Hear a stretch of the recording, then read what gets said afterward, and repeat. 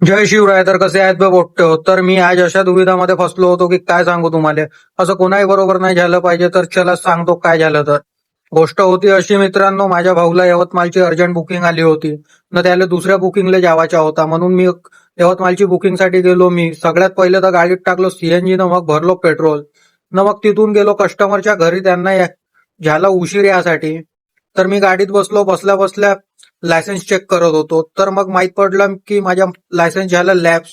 तर माझी पंढरी घाबरली. तरी गेलो मी मग कस्टमरला गाडीत बसवून यवतमाळ. त्यांना सोडलो कोर्टात. त्यांच्या काम वगैरे निपटल्यावर त्यांना आणून सोडलो घरी.